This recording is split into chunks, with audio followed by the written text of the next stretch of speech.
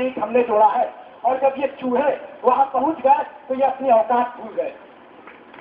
और आज जब कहा गया है कि जब इस देश का मजदूर अपनी ताकत को पहचाने, अपनी ताकत को पहचाने और इन चूहों को, ये जो बैठे हुए हैं तमाम सुरक्षा में चूहे हैं, इसीलिए डरते हैं और इसीलिए इनको सुरक्षा चाहिए। किससे सुरक्षा? ये तो जनप्रतिनिधि है, जनता के प्रतिनिधि, और जनता के प्रतिनिधियों को जनता से ही सुरक्षा की जरूरत है। क्योंकि वास्तव में जनप्रतिनिधि तो इनके ऊपर का केवल गुलम्मा, अंदर में ये कायर, डरपोक, बुजदिल चूहे, जो आज हम लोग के अचेत होने के नाते, हम लोग की नींद के नाते, हम लोग के न जागने के नाते शेर बने हुए हैं। और उनको शेर अपनी अर्ध निद्रा में हम लोग ने अपनी मेहनत से बनाया। और हम लोग मांग पत्रक आंदोलन की जब शुरुआत कर रहे हैं तो हम लोग यही बोल रहे हैं कि अब जागने की शुरुआत की जाए। हम लोग की नींद बहुत लंबी हो चुकी, 64 साल बहुत होते हैं गुलामी के, 64 साल बहुत होते हैं लूट के, और 64 साल बहुत होते हैं इस सारी धोखेधड़ी और इस सारे लफबाजी से असलियत को समझने के। और जब मांग पत्रक आंदोलन जब हम शुरू कर रहे हैं मई दिवस की 125वीं वर्षगांठ पे, तो ये मांग पत्रक आंदोलन ही वास्तव में मई दिवस के शहीदों की सच्ची श्रद्धांजलि हो सकती है। ये जो तमाम आप देख रहे हैं आसपास भी झंडे बैनर लगे हुए, ये ट्रेड यूनियन है जो मजदूरों को अपने लेन देन के रिश्ते की वजह से लेके आती है। क्योंकि मजदूर जानता है कि डीएलसी के पास जाना है, लेबर कमिश्नर के पास जाना है, एप्लीकेशन लगानी है, तो ट्रेड यूनियन के नेता पास चाहिए। और इस लेन देन के रिश्ते के चलते और उस मजबूरी के चलते कि उसके ऊपर आज निर्भर है मजदूर, उस दलाल के ऊपर निर्भर है मजदूर, वो उसके बुलाने पे आता। लेकिन वास्तव में ट्रेड यूनियन के नेता अभी कुछ समय पहले इन्होंने क्या किया, अभी कुछ समय पहले, अभी साल भर भी नहीं हुए हैं, जब भारत का राष्ट्रीय श्रम सम्मेलन, भारत के राष्ट्रीय श्रम सम्मेलन में सारे टाटा बिरलाओं की औलादों को भी बुलाया गया, सारे मैनेजमेंट के लोगों को भी बुलाया गया, सारे नेताओं और पार्टियों के लोगों को बुलाया गया, और ट्रेड यूनियन वालों को भी बुलाया गया। ये सीटू, एटक, इंटक, पीएनएस, एचएमएस और इस तरह की न जाने कितनी चुनावी पार्टियों की दल्ली ट्रेड यूनियनें वहां पर पहुंची। और वहां पर पहुंच के आप उसका पूरा दस्तावेज देख सकते हैं कि ट्रेड यूनियन के नेताओं ने मजदूर वर्ग के पूरे संघर्ष को गिरवी रख दिया।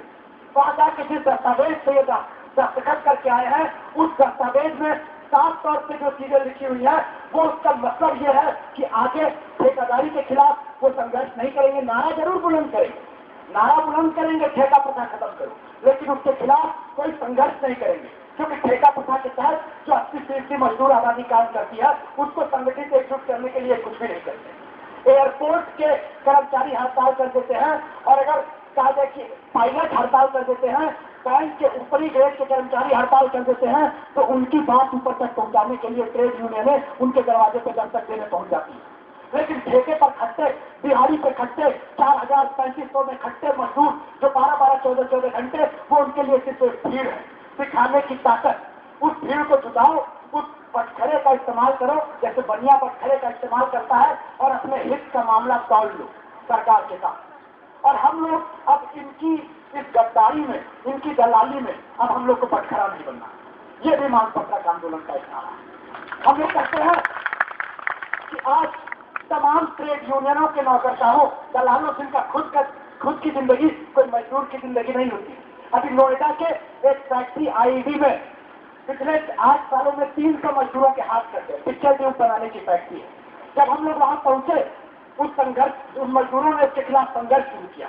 वहां पहुंचे तो वहां सीटू के लोग भी मौजूद थे, और सीटू के लोगों ने जो मांग पत्रक बनाया था, उसमें एक भी कहीं पर भी ये मांग नहीं लिखी थी कि 300 मजदूर जिनका हाथ कट गया, जो काम करने के योग्य नहीं रहे, जिनकी जिंदगी बर्बाद हो गई, उनको मुआवजा दिलाया जाए।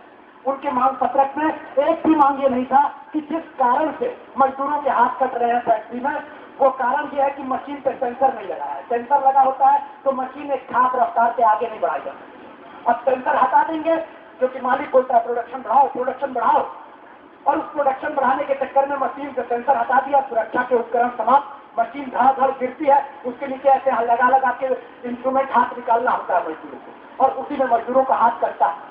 और सीटू की पूरी यूनियन ने जाके मैनेजमेंट और मालिकों से जाके गद्दारी करके समझौता कर दिया मजदूरों के साथ। आज वहां मजदूर निराश बैठे, उनको लगता है कि कोई कुछ नहीं करेगा, ट्रेड यूनियन से उनका भरोसा उठ चुका है तमाम, और ट्रेड यूनियन से भरोसा उठने के अलावा उनका पूरे के पूरे आंदोलन से भरोसा उठ गया। तो इस तरीके से ये ट्रेड यूनियन दलाली, ये ट्रेड यूनियन नौकरशाही जो हमारे देश में चल रही है, जो हमारे देश के मजदूर आंदोलन में चल रही है, ये इसको भीतर से दीमक की तरह रोज चाट रही है। इससे सावधान होइए, क्योंकि हमारे सामने जो दुश्मन है उसकी पहचान बहुत आसान है, लेकिन जो दुश्मन हमारे भीतर मौजूद है, उसका सबसे पहले सफाया करना जरूरी है, उसको किनारे लगाना चाहिए। और उसको किनारे लगाए बगैर हम लोग का आंदोलन 1 इंच भी आगे नहीं बढ़ा। दूसरी बात जो कई साथियों ने रखी, साथी शेख अंसार ने रखी, तपीश ने रखी, कि सिर्फ ट्रेड यूनियन आंदोलन नहीं, बल्कि ट्रेड यूनियन आंदोलन तो सिर्फ इतना कर सकता है कि कानून हमको जो हक देता है वो कानून लागू एक हद तक 20% 30% अपने संघर्ष के बूते से ट्रेड यूनियन लागू करवा सकता है। इससे ज्यादा ट्रेड यूनियन आंदोलन कुछ भी नहीं कर सकता है। इसकी गलतफहमी में कभी नहीं रहना चाहिए कि ट्रेड यूनियन आंदोलन बहुत ताकतवर होगा, ट्रेड यूनियन बहुत आगे बढ़ जाएगी तो मजदूरों की जिंदगी धरना सेठों की जिंदगी हो जाएगी, या मजदूरों की जिंदगी बड़ी स्वर्ग जैसी हो जाएगी। ऐसा कुछ नहीं होने वाला। मजदूरों की जिंदगी एक इंसानी इज्जत और आसूची की जिंदगी में तभी तब्दील हो सकती है जब सत्ता, जब सरकार, जब पूरी व्यवस्था मजदूर के हाथ में हो। और ये सिर्फ ट्रेड यूनियन आंदोलन से नहीं हो सकता है, इसके लिए पूरे देशव्यापी मजदूरों की इनकलाबी पार्टी बनानी पड़ेगी। और वो इनकलाबी पार्टी बनाने के लिए बिगुल अखबार पिछले लंबे समय से काम कर रहा है, तमाम मजदूर कार्यकर्ता पिछले लंबे समय से काम कर रहे हैं। और हम लोग आज जब यहाँ मौजूद हैं तो दोस्तों मैं आपको याद दिलाना चाहूंगा कि यहाँ तमाम मजदूर साथी ऐसे मौजूद हैं जिन्होंने ट्रेड यूनियन की बड़ी जुझारू, बड़ी शानदार लड़ाइयाँ लड़ी। गोरखपुर के मजदूरों से लेकर करावल नगर मजदूर यूनियन के मजदूरों तक और पंजाब के कारखाना मजदूर यूनियन के मजदूरों तक उन्होंने बड़े शानदार तरीके से बहादुरी से लड़ाइयाँ लड़ी है और काफी हद तक मालिकान को, मैनेजमेंट को और सरकार को झुकाया भी है। लेकिन हमारी लड़ाई यहाँ पर खत्म नहीं होती है दोस्तों, हमारी लड़ाई यहाँ से शुरू होती है। और इन छोटी छोटी जीतों, इन छोटी छोटी सफलताओं और हारों से ऊर्जा और सबक लेके हम इस बात को समझे कि जब तक मजदूरों के बीच से ऐसी पार्टी नहीं उभरती जो पार्टी एक सही सोच और एक सही संगठन के आधार पर मजदूर सत्ता कायम करने, यानी इन लुटेरों, इन हरामजादों की सत्ता को चकनाचूर करके मजदूर सत्ता को स्थापित करने की लड़ाई लड़े, तब तक हम बहुत आगे नहीं जा पाएंगे। ट्रेड यूनियन आंदोलन इस देश में आजादी से भी पहले का 1930 के दशक से ट्रेड यूनियन आंदोलन चल रहा है, 80 साल से ऊपर हो चुका, लेकिन मजदूरों के हालात, जिंदगी के हालात लगातार बद से बदतर हुए हैं। क्योंकि जब भी ट्रेड यूनियन आंदोलन जीतता भी है और उसको एक हाथ से अगर राजसत्ता और सरकार चवन्नी देती है तो दूसरी हाथ से महंगाई बढ़ाकर, दूसरे तरफ से कालाबाजारी करके, भ्रष्टाचार करके अठन्नी छीन देती है। इसलिए अगर ट्रेड यूनियन आंदोलन कोई जीत हासिल भी करता है तो वो छोटी दूरी की जीत है, लंबी दूरी की जीत सिर्फ एक हो सकती है, मजदूर सत्ता, मजदूर इंकलाब। और ये काम एक मजदूर इंकलाबी पार्टी के जरिए हो सकता है। ऐसे में हम लोग के दिमाग में सवाल आ सकता है कि मानपत्रक आंदोलन किस लिए? मानपत्रक आंदोलन इसलिए क्योंकि ट्रेड यूनियन आंदोलन आज भारत का वो आतंकवादी मांगों में सिमट कर रह गया। वो दुवन्नी चवन्नी की लड़ाई लड़ने और बोनस और भत्ते की लड़ाई लड़ने की गोल चक्कर में घूम रहा है, जबकि सवाल सिर्फ भत्ता का नहीं है, सवाल सत्ता का। और इसलिए हम लोग कहते हैं कि आर्थिक मांगों की भूल भलैया और गोल चक्कर से निकलकर हम लोग को पूरे वर्ग की मांग उठानी होगी, किसी एक कारखाने की नहीं, किसी एक पेशे की नहीं। क्योंकि इस देश में इस समय जो 65 करोड़ ठोस सर्वहारा मजदूर आबादी है और करीबन 20 करोड़ अर्ध सर्वहारा आबादी मौजूद है जो खेतों खलिहानों से लेकर कल कारखानों तक खट रही है। उसके पेशे अलग हो सकते हैं, उसके कारखाने अलग हो सकते हैं, उसके इलाके अलग हो सकते हैं, उसका जात धर्म अलग हो सकता है, लेकिन उसकी मांगे उसका एक ही है, उसके हित और मांगे एक है। और वो मांगे हैं मजदूर वर्ग की, वो राजनीतिक मांगे जो पूरे मजदूर वर्ग को एकजुट करती है। 8 घंटे की जब हम मांग करते हैं काम के घंटे याद करो तो ये किसी एक फैक्ट्री के मजदूर की मांग नहीं। जब हम कहते हैं कि न्यूनतम मजदूरी 11,000 करके लागू करो तो हम लोग मांग करते हैं कि मजदूर भी इंसान है और उसे इंसान जैसा जीने का हक है। ये सिर्फ वेतन भत्ते की लड़ाई नहीं।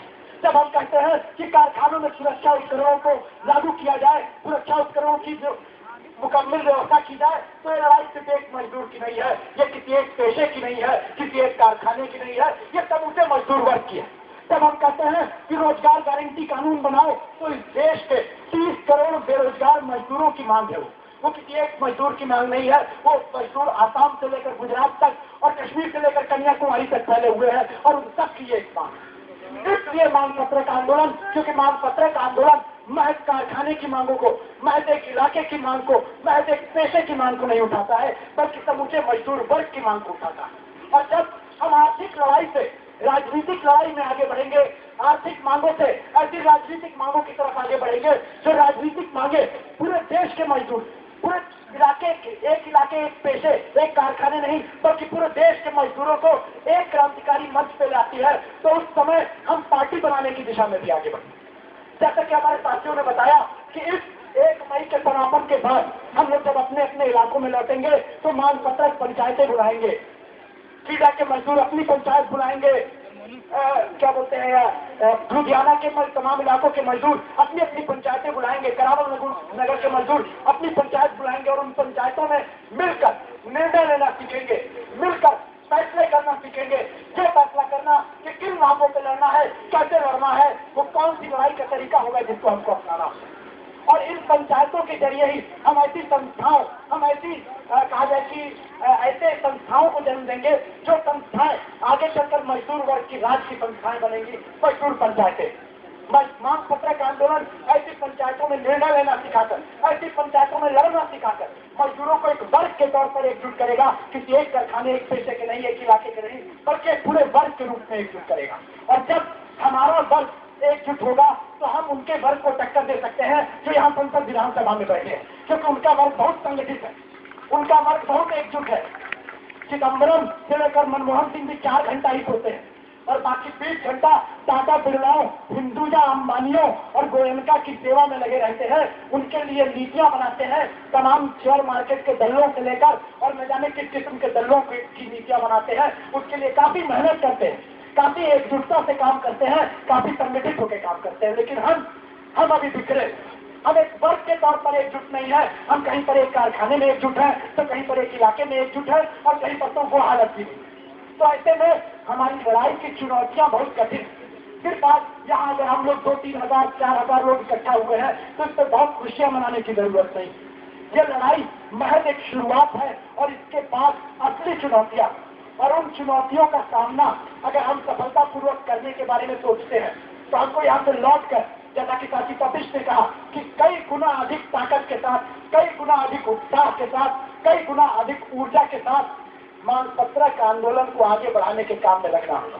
अपने कारखानों और अपने पेशों की मांगों पर जरूर लड़ना होगा, लेकिन ये कभी नहीं भूलना होगा कि ये मांगे सिर्फ एक कारखाने और पेशों की नहीं, ये मांगे पूरे देश के मजदूरों की। और जब हम ये समझेंगे तब हम एक वर्ग के तौर पर संगठित होने के लिए आगे बढ़ेंगे। जब हम ये समझेंगे, जब हम ये जानेंगे तो हम लोग समझ जाएंगे कि हमारा दुश्मन कौन है, हमारे दोस्त कौन है और दुश्मन के किले को धारणा कर देंगे। और जिस दिन हम ये समझ जाएंगे वो सपना साकार हो सकता है जो सपना शिकागो के शहीदों ने देखा, जो सपना पेरिस कम्यून के वीर कम्युनाडो, मजदूर कम्युनाडो ने देखा था, जिन्होंने अपना खून बहाते हुए अपनी पूरी ताकत के साथ 71 दिन तक मजदूर सत्ता चलाई। उन मजदूरों का सपना साकार होगा जो 1917 अक्टूबर में जहर के महल पर हमला करके केरेंस्की की सरकार को भगा दिया, केरेंस्की की सरकार को तबाह कर दिया और मजदूर सत्ता के स्थापित किया। उन मजदूरों का सपना साकार होगा जिनका सपना चीन में ढह रहा है, चीन में पूंजी की लूट के नीचे मजदूर पिस रहा है, खानों खदानों में दब कर मर रहा है। उन मजदूरों का सपना साकार होगा। इसलिए सपना हमारा साझा सपना है, हमारी साझी विरासत है। हमारा दिल अगर इस सपने से जुड़ता है तो हम सच्चे मजदूर हैं। मजदूरी हर कोई कर सकता है, लेकिन मजदूर होना सबके बुद्धे की बात नहीं है। मजदूर वो होता है जो दिल के साथ इस सपने से जुड़े, जो सपना पिछले 150 साल से मजदूर वर्ग ने अपने भ्रूण में धारण किया है और उसको आगे ले जाकर एक मजदूर सत्ता के रूप में स्थापित करे। यही इतिहास की मांग है, यही समय की मांग है, यही आज की मांग है। इस मांग को अगर हम समझते हैं तो हम इतिहास के साथ न्याय करेंगे, और अगर हम इतिहास के साथ न्याय करेंगे तो भविष्य हमारे साथ न्याय करेंगे। बस मैं इतनी बात कहकर अपनी बात खत्म